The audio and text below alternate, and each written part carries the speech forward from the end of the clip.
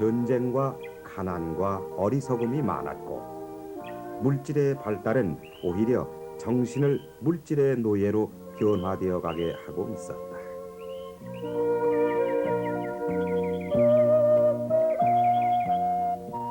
소태산 대종사님은 원불교를 세워주신 새부처님이십니다. 새부처님은 이 세상을 평화롭게 하시기 위해 오신 거룩하신 분입니다.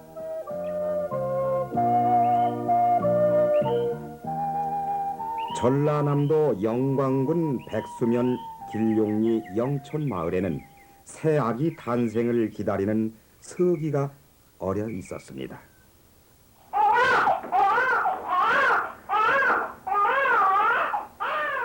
대종사님은 1891년 5월 5일 음력 3월 27일 꽃피는 봄날에 영촌마을에서 탄생하셨습니다.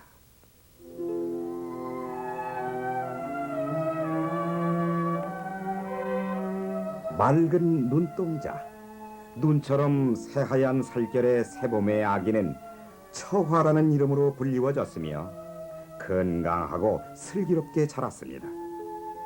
4살이 되던 어느 날이었습니다.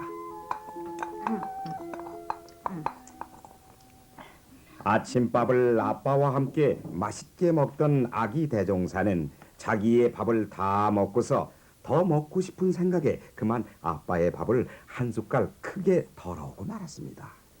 아니 이 녀석 버릇이 없구나. 혼을 좀 내줘야겠는데? 응?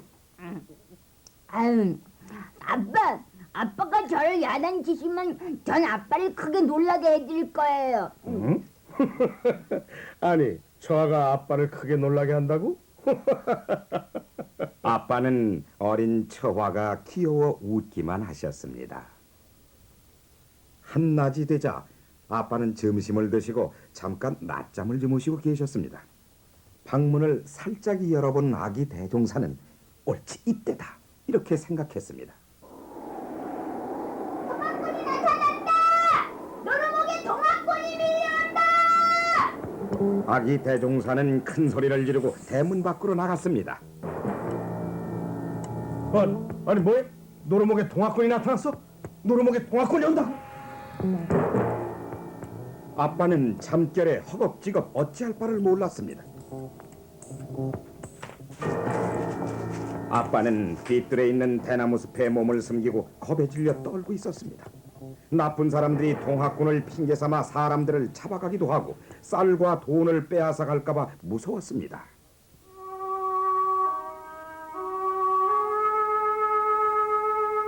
시간이 흘러도 동학군이 나타나지 않았습니다. 처아야, 동학군이 어디에 나타났니? 나타나긴요. 아침에 아빠를 놀라게 해드린다고 했잖아요. 아유, 이 녀석이. 엄마, 아빠 미안해요. 어느덧 또 한 해가 지나가고 매미소리 그윽한 초여름이 다가왔습니다. 그날도 어린 대종사는 동무들과 개울가 나무 밑에서 즐겁게 놀았습니다. 즐겁게 놀고 있던 한 동무가 매미를 발견했습니다. 저 매미는 내가 발견한 매미니까 내가 잡을 거야. 아니야, 아무나 먼저 잡으면 되는 거야. 아니야, 내가 먼저 봤으니까 내가 잡을 거야. 친구들이 이렇게 싸우고 있자 어린 대종사 처화는 싸우는 친구들을 뒤에 두고 살금살금 매미가 있는 곳으로 갔습니다.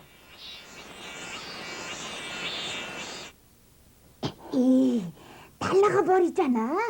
싸우는 소리에 놀랐는가 봐. 내 매미다. 내 매미란 말이야. 아니야, 내 매미야. 내가 잡을 거야. 내 매미란 말이야. 내 매미야. 얘들아, 너희들 매미는 날아가 버렸는데 싸우긴 뭐 때문에 싸우고 있는 거야?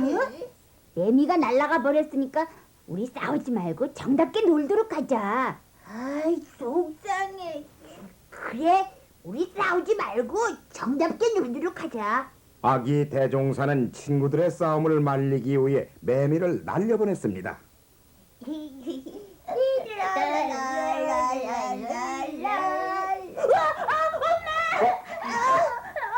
집으로 돌아오는 길인데 아주 커다란 뱀이 길을 막고 있었습니다. 바보같이 울긴 왜 울어? 울지 말고 잠깐만 기다려봐. 좋아야, 뱀이 물면 어떡해? 걱정 마. 내가 혼내줄 거야. 야, 뱀아! 썩 물러가! 대장부 가는 길인데 왜 길 막고 있는 거야? 썩 물러가도록 해라! 뱀은 어린 대종사의 말을 알아들었는지 슬슬 꽁무니를 빼고 물러가 버렸습니다. 얘들아, 뱀은 가버렸어. 그래? 이제 무서워할 아무것도 없어. 어서 와. 빨리 집으로 가자.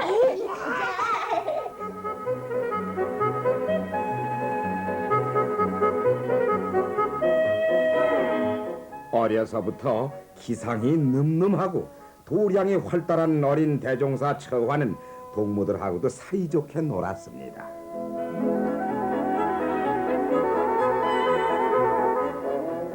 어린 대종사의 나이는 어느덧 7살이 됐습니다. 어느 날 어린 대종사는 맑은 하늘에서 구름이 일어나고 비가 내린 뒤 다시 맑은 하늘이 되자 커다란 의심이 일어났습니다. 어린 대종사는 의심을 풀어보려고 생각했지만은 의심은 꼬리를 물고 또 일어나는 것이었습니다.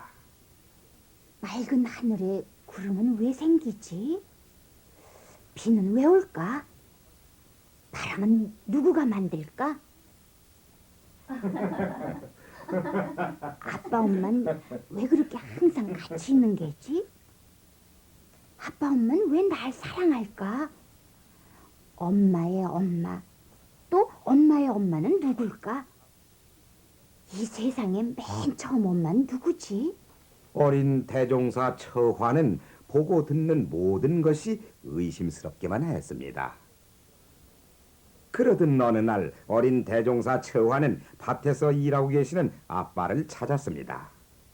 아빠, 하늘은 왜 저렇게 파랗고 높을까요? 원 녀석, 하늘이니까 파랗고 높지. 하늘은 얼마나 크죠? 그리고 왜 바람이 불고 비가 오나요? 처하는 질문을 참 잘하는구나. 하지만 이 아빠는 잘 설명해 줄 수 없단다.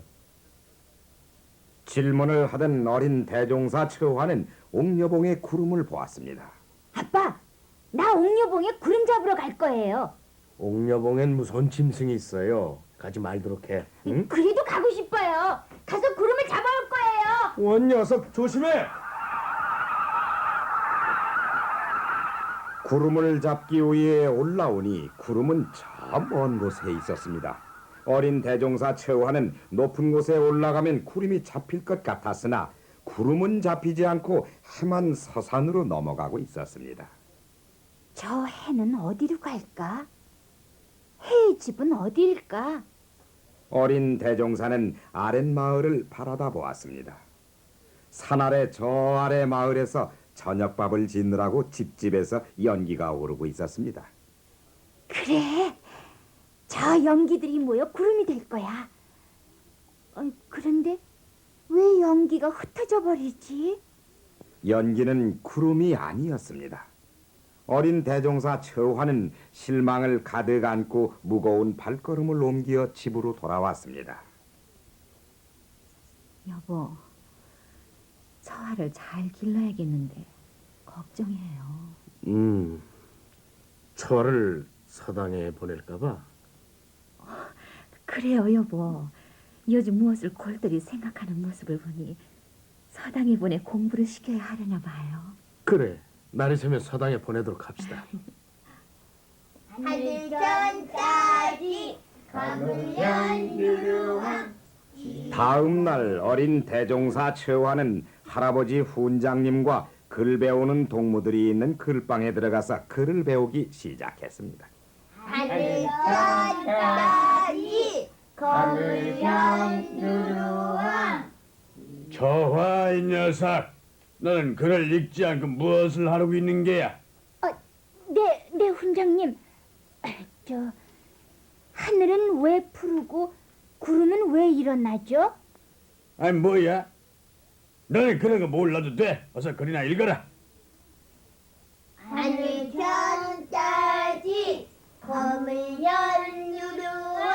어린 대종사는 훈장님이 하늘 천자를 가르쳐주면 하늘에 있는 모든 것이 알고 싶고 따지자를 가르쳐주면 땅에 있는 모든 것을 알고 싶었습니다. 훈장님 안녕히 계세요. 그래 잘들 가거라. 처와 녀석 보통 녀석이 아니야. 되면 아주 크게 될 녀석이야. 어느덧 여름이 지나고 과일이 풍성한 가을이 왔습니다. 훈장님, 개똥이 왔어요. 그래 무슨 일로 왔느냐? 아버지가 감을 땄다고 훈장님께 올리라고 했어요. 그래 아버님께 고맙다고 말씀 올려라. 그리고 너도 공부 열심히 하고. 다음 날 아침이었습니다. 훈장님 안녕하셨어요. 그래 잘들 잤느냐? 이걸 봐라. 이것은 개똥이가 가져온 감이란다. 훈장님 그 감이라면요 초안의 집에는 더 많아요. 그래? 그럼 좋아야. 너도 감을 갖다가 나도 주고 동무들과 나눠 먹지 그러느냐? 훈장님, 우리 집 감은 아직 익질 않았어요. 녀석 핑계대기는. 녀석 두고 봐라. 돌아오는 동짓날에는 팥죽을 주지 않으리라.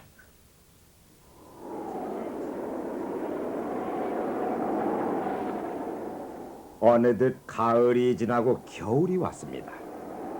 감 때문에 미움을 받은 처화는 훈장님으로부터 동짓죽을 못 받아 먹은 어느 날이었습니다. 글방에서 글을 읽던 어린 대종사는 훈장님께서 친구분과 나누는 이야기를 듣게 됐습니다.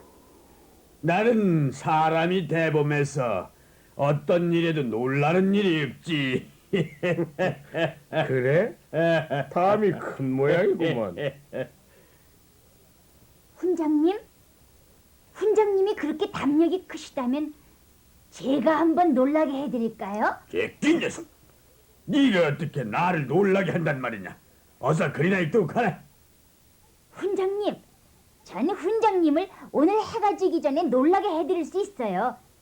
대신 제가 훈장님을 놀라게 해드리면 훈장님께서는 다음 동짓날은 동짓죽을 차별하지 말고 나눠주셔야 합니다.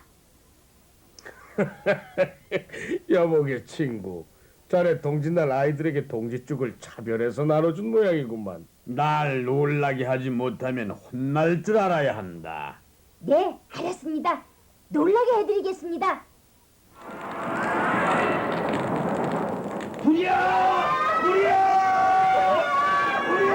방 안의 모든 사람은 그만 깜짝 놀라서 문을 열고 나가보니 소나무 잎을 쌓아놓은 곳에서 커다란 불꽃이 하늘 위로 솟아오르고 있었습니다.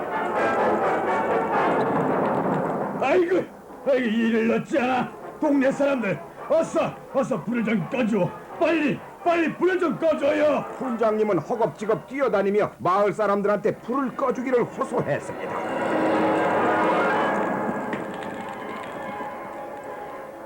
아이고, 일을 어찌할꼬. 훈장은 숨을 돌리고 나서 불이 난 원인을 살펴봤습니다. 결국 그 불은 어린 대종사 처화가 훈장님의 어린 아들을 통해 불을 놓게 한 것을 알게 됐습니다. 이 녀석 처화야. 처화, 너 이 녀석 혼 좀 나봐라. 어? 훈장님, 제가 훈장님을 놀라게 해드렸으니 다음부터는 동짓죽을 차별해 나눠주면 안 되십니다. 차별하시면 안 되십니다. 처화 녀석 꼭 한다는 일은 해버리는구나. 아이지만 허점을 보여서는 안 되겠어. 어린 대종사는 서당 공부로도 의심을 풀 수 없게 되자 옥녀봉에 올라가 의심에 쌓인 채 나날을 보내게 됐습니다.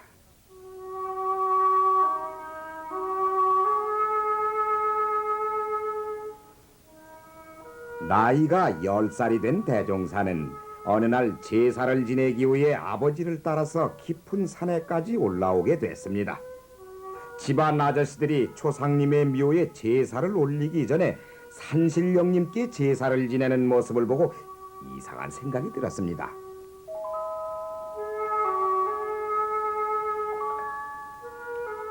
아저씨, 산신령님은 어떤 분이신데 선조님보다 산신령님께 먼저 절을 하죠? 오, 산신령은 모든 것을 다 알고 계시는 분이란다. 그럼 만날 수도 있죠? 지극한 정성으로 만나고자 하면 나타나시기도 한단다. 정말이에요? 그럼 정말이지 않고. 이제 됐다. 이젠 나의 꿈을 이룰 수 있는 때가 왔어. 언제나 우울했던 처화는 모처럼 밝은 얼굴로 이것저것을 뛰어다니면서 즐거워하고 있었습니다. 대종사님은 어리실 때에 산신령을 만나려고 5년 동안은 산밭에서 제사를 지내고 돌아온 처화는 마을에서 멀리 떨어져 어른들도 오르지 않는 산밭제 마당바위에 올라와 산신을 만나기 위한 기도를 했습니다.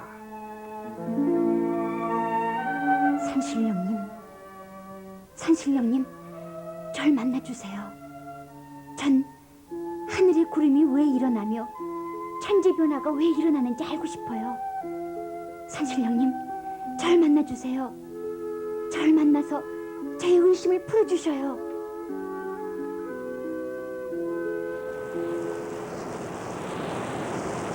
매일같이 기도를 하던 어느 날이었습니다. 갑작스럽게 비가 쏟아지기 시작했습니다. 그렇지만 처화는 쏟아지는 비도 아랑곳 없이 열심히 기도를 올렸습니다. 산신령님, 비가 내려도 산신령님은 오실 수 있으시겠죠? 전 산신령님을 만나기 위해 더욱 열심히 기도할 거예요. 그런데 어느 날 어린 대종사가 마당바위에 오르내리며 기도를 하는 줄 어머님께서 알게 됐습니다. 어머니, 음식이 있어야 되나 봐요. 그래. 산신령님을 만나기 위해 기도하려면 재물이 있어야 하겠구나. 내가 흰떡을 해줄 터이니 다음에는 떡을 재물로 차려놓고 기도하도록 해라. 어머님, 고맙습니다. 어머님, 참으로 고맙습니다.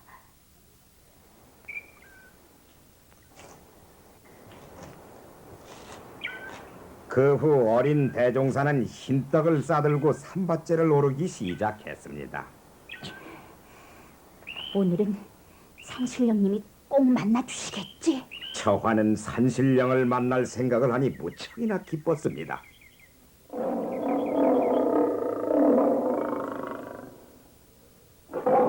어린 대종사 처화는 어머님의 정성에 보답하는 마음까지 합하여 지난날의 기도보다 더 간절히 기도를 올렸습니다.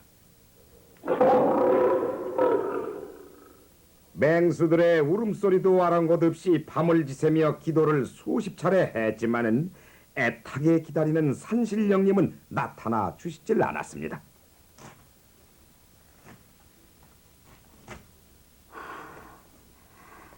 산신령은 나타나지 않는구나. 내 이 의문은 어디서 누구에게 물어봐야 할까? 어떻게 해야 한단 말인가?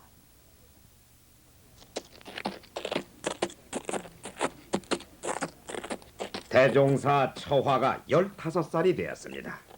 아버지는 하루도 빠짐없이 산을 오르내리며 기도하는 처화의 마음을 조금쯤 돌려보시려고 장길이 양씨 집안으로 장가를 들게 했습니다. 그리고 16살 되던 새해에 인사차 처가에 다녀오게 했습니다. 처가에 간 젊은 대종사는 저녁에 사랑방에 나갔습니다. 사랑에는 마을의 젊은이들이 자리를 같이 해서 한 젊은이가 읽어가는 조웅전이라 하는 책의 내용에 귀를 기울이고 있었습니다.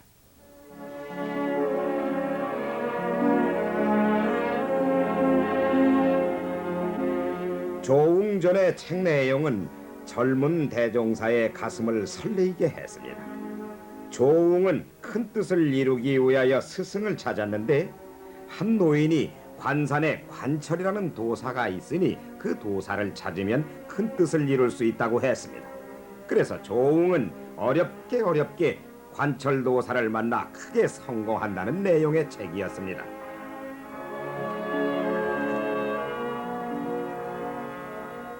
잘 주무시오. 내일 또 만납시다. 네, 어둠 밤 조심해서 가세요. 오늘 참 즐거웠습니다. 예, 감사합니다. 저 내일 또 오셔서 즐거운 시간 보내십시오. 젊은 대종사는 밤하늘을 보며 의문을 해결할 새로운 방법을 생각했습니다.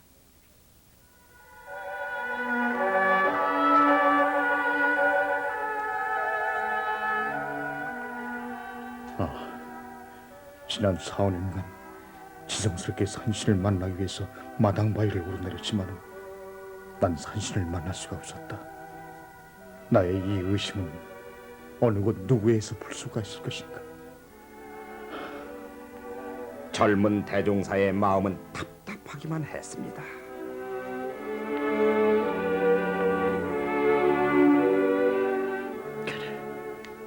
산신보다 도사를 만나는 것이 쉬울지도 몰라. 조웅이라는 사람도 도사를 만나 큰 뜻을 이루었으니 나도 도사를 찾아 나의 의심을 풀어보도록 하자. 이리하여 젊은 대종사는 도사를 찾는 일에 열중했습니다. 대종사님 스승 찾아 길을 헤매시네. 젊은 대종사는 도사를 찾기 위하여 길을 나섰다가 한 거린이 옛사람의 글귀를 외우는 것을 발견했습니다.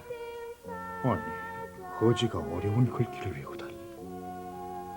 도사는 사람의 눈을 피하기 위해 남루한 옷차림을 한다고 하던데 혹 저 거린이 도사일지도 몰라. 저 도사님, 바쁘지 않으시면 저희 집으로 가시죠. 에? 아니, 날 보고 도사라고? 나야 뭐 바쁠 것이 하나도 없는 사람이지. 몇 차례 대화를 나눈 대종사는 그 거지를 집으로 안내했습니다. 자, 어서 드세요. 그리고 저의 의심을 모두 풀어주세요. 도사님께서는 이 세상의 모든 이치를 다 알고 계시겠지요? 그러나 거지는 대종사의 물음에는 대꾸도 없이 맛있는 음식을 정신없이 퍼먹었습니다.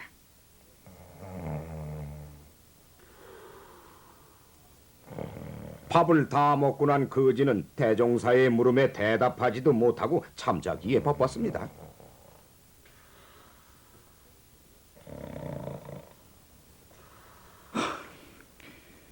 내가 사람을 잘못 보았구나. 이 이후로도 대종사님은 이러한 일을 수차례 계속하여 경험하지 않을 수 없었습니다. 대종사님은 이런 일이 계속될수록 실망이 크기만 해서 시리에 빠져있던 어느 날이었습니다. 예, 처화야. 조급히 서둘지 마라. 내가 좋은 소식을 가져왔단다. 어떤 소식인데요? 깊은 산속에서 수년간 돌을 닦은 사람이 내일 우리 집에 찾아오기로 했으니 너의 의심을 풀어보도록 해라. 어서 오십시오. 기다렸습니다. 나는 귀대계 아드님의 의심을 우리의 신장을 불러 풀어주고자 왔습니다.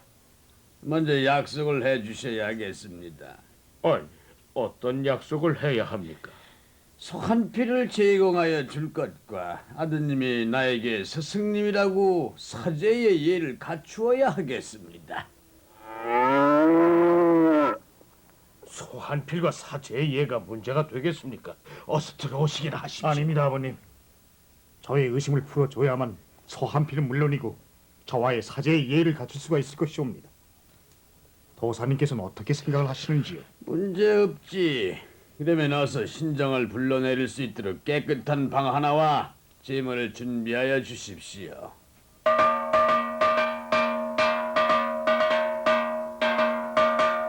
그날 밤이었습니다. 제물을 차려놓고 제상 앞에서 도사는 밤을 새우며 신장을 부르는 것이었습니다. 수리수리 마수리 사바 수리수리 마수리 사바 수리수리 마수리 사바 수리 하룻밤과 낮을 꼬박 처사는 신장을 불렀으나 신장은 나타나주지를 않았습니다. 수리수리 마수리 사바. 이상하다. 왜 신장이 내리지 않을까? 잘못하다가는 소는 그냥 봉변을 당하기 쉽겠는걸. 여보 주인장, 무슨 일이십니까? 이곳에서 아이를 낳거나 사람이 죽었나 봐요. 다른 방을 깨끗이 준비해 주시오. 대종사는 사람이 낳고 죽는 일이 부정한 일이라고 생각하는 것은 틀린 일이라고 생각했습니다. 깨끗한 방을 제공받은 처사는 또 하루 밤낮을 열심히 신장을 불렀으나 역시 신장은 나타나지 않았습니다. 안 되겠다 이러다가는 처한테 큰 봉변을 당하게 되겠어. 차라리 날이 새기 전에 도망가는 것이 상책이겠다.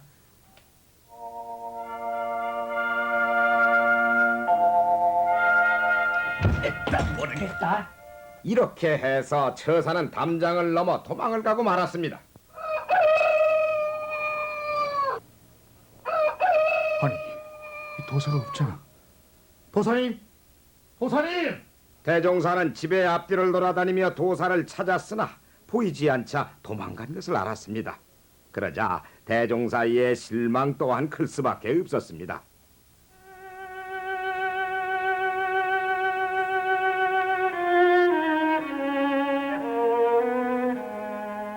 그로부터 몇 달이 지났습니다. 대종사님의 뒤를 돌봐주시던 아버지가 그만 몸져 눕게 되셨던 것입니다.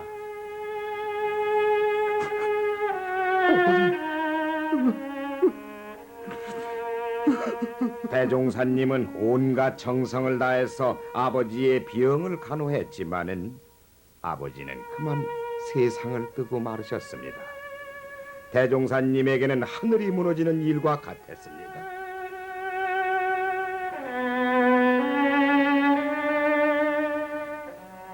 아유, 이봐. 저와 아버님이 돌아가셨다며. 그리요, 돌아가셨대요. 아유, 어쩌면 좋아. 아니, 그러면 저 밤낮 없이 산신 만나고 스승 찾아 헤매는 저와는 어떡하고? 그러게 말이요. 그 집안일도 걱정이구먼. 아이고, 그렇게 좋은 양반 돌아가셨으니 우리 동네 일은 걱정이야. 누가 아니래. 아이고 참.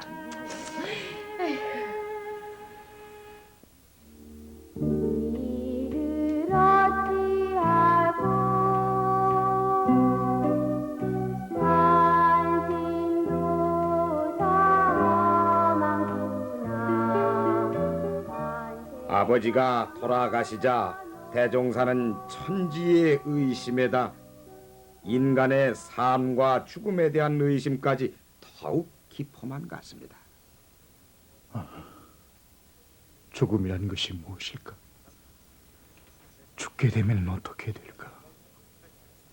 청년 대종사는 한 번 의심이 일어나면 모든 일이 중지된 채 깨달음의 세계로 접근하는 큰 정에 머물곤 했습니다. 아버지가 돌아가시게 된 후 대종사는 집안일까지 책임을 져야 했습니다. 그러나 대종사님은 진리를 깨닫기 위한 생각이 자꾸만 깊어져 갔습니다. 그러던 어느 날 대종사님은 법성 포장을 보러 나섰습니다. 아이빠, 자네 오늘 웬일이야? 법성장에 가는 길일세. 그래. 잘 생각했네. 집안일을 돌보는데도 정신을 좀 써야지. 해가 떠나네. 어서 들어오게. 법성장에 가려면 선진포에서 배를 타야만 했습니다. 선진포에 이르는 청년 대종사는 사람들이 부르는 소리도 못 들은 채 그 자리에 서 있었습니다.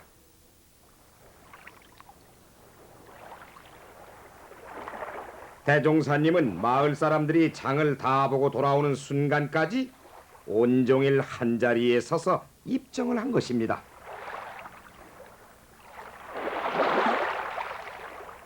이제 여보게, 지금까지 무엇하고 있었나?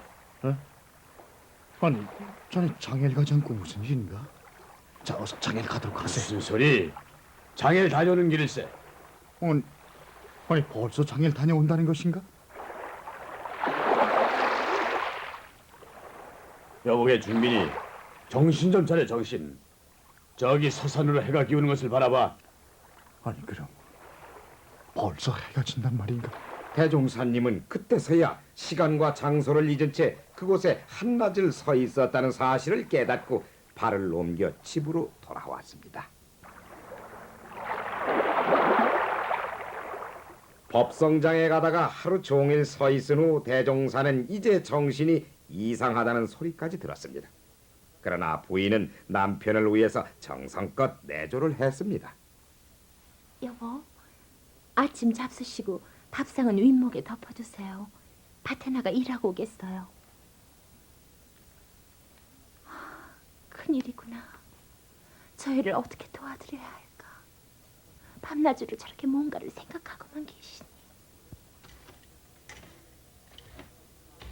부인은 밭에 가서 일은 하였지만은 마음은 집에 있는 남편 걱정뿐이었습니다. 진지는 드셨는지 다른 일은 없는지 모르겠구나. 장차 이 일을 어찌할꼬. 진리를 깨고 싶구나. 확실히 알고 싶구나. 이 뭘꼬.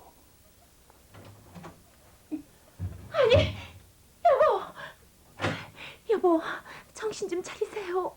여지껏 그렇게 앉아만 계셨어요? 지금 한낮이 됐어요. 아니, 아침도 먹지 않았는데 벌써 한낮이 됐단 말이오. 당신도 참, 지금 점심 드실 시간이에요. 입정의 세계를 전혀 모르는 부인은 더욱 걱정이 되었습니다. 노름옥에 있는 저 집에는 몹쓸병에 걸린 사람이 있대. 그래, 우리 엄마가 그곳에는 가지 말라고 하셨다. 입정에 자주 들던 대종사님은 몸에 종기가 많이 생기고 심한 열이 나며 보기 흉하게 됐습니다. 마을 사람들은 고칠 수 없는 병을 얻었다며 대종사님 집 근처에 가기조차 싫어했습니다.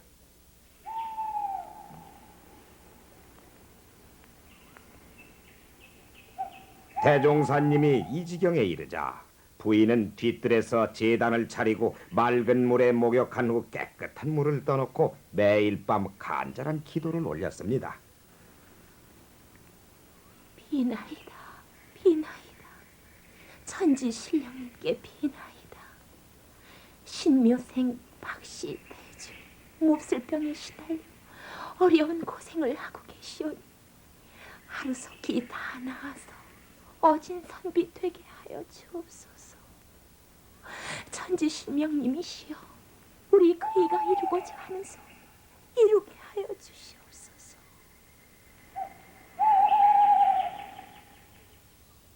여보, 요새 밤마다 뭐라고 기도하오? 당신 병이 낫게 해달라고 빌고 있어요. 그렇게 빌지 말고 이 세상의 모두를 구해달라고 비르시오. 세계를 위해 먼저 비르시오. 오늘부터는 그렇게 할게요.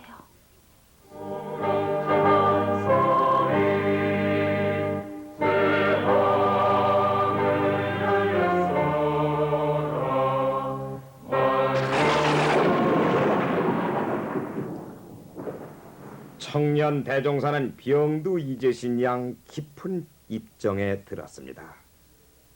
이제는 이 일을 어찌할꼬 하는 한 생각도 잊으신 채 크게 정에 들으셨습니다.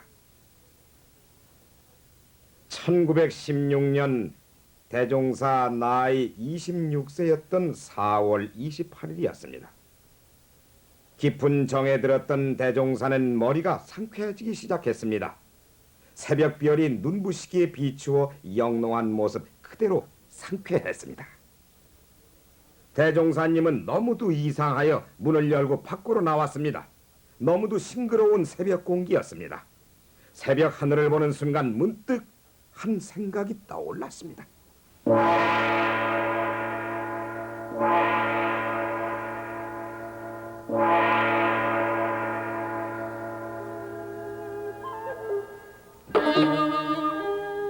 만유가 한 최성이요 만법이 한 근원이로다. 이 가운데 생멸 없는 도와 인과응보되는 이치가 서로 바탕하여 한 뚜렷한 기틀을 지었도다.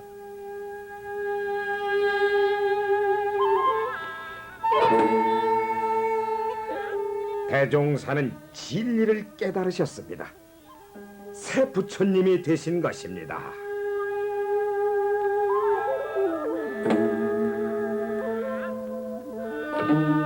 이래서는 안 되겠구나.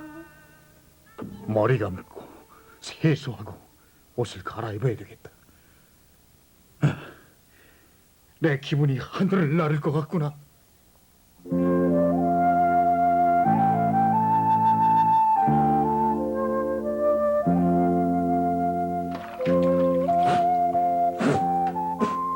밖에 인기척에 잠이 깬 대종사님의 아내는 밖으로 나왔습니다. 아니 저희가 저럴 수가. 세수하고 옷 입고 잠자고 활동하는 일을 찾아보기 힘들었던 아내는 대종사님의 거동에 그만 놀라지 않을 수가 없었던 것입니다. 병이 다 나으셔서일까? 아니면 더 깊어진 것일까? 대종사님의 얼굴과 몸에서는 광채가 발하였습니다. 사람들은 이제 전날의 대종사가 아니라는 것을 발견했습니다.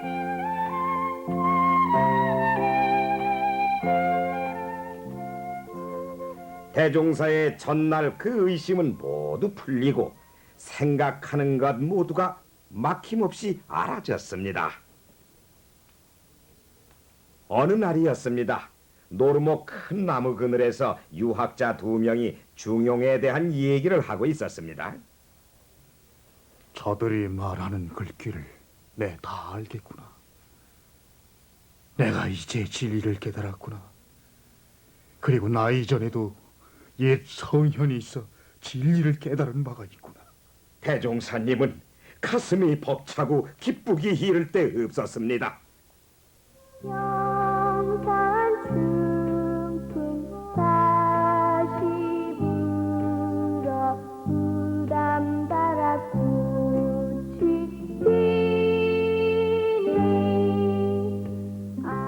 진리는 깨달았으나 이 진리를 어떻게 전할까? 그래, 이 모든 것을 이루기 위해서 제자들을 모으자. 제자를 모아야 큰 일을 펼 수가 있고 깨달음을 전할 수가 있다. 가난하고 무식하고 병든 사람을 구제하자. 물질이 개벽되니 정신을 개벽해야겠다.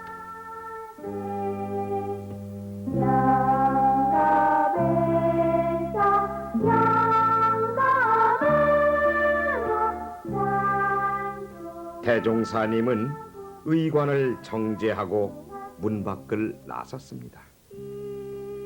보는 사람 모두는 대종사님의 몸에서 발하는 광채와 경건함에 옛과는 달리 자신들도 모르는 사이에 머리를 숙였습니다.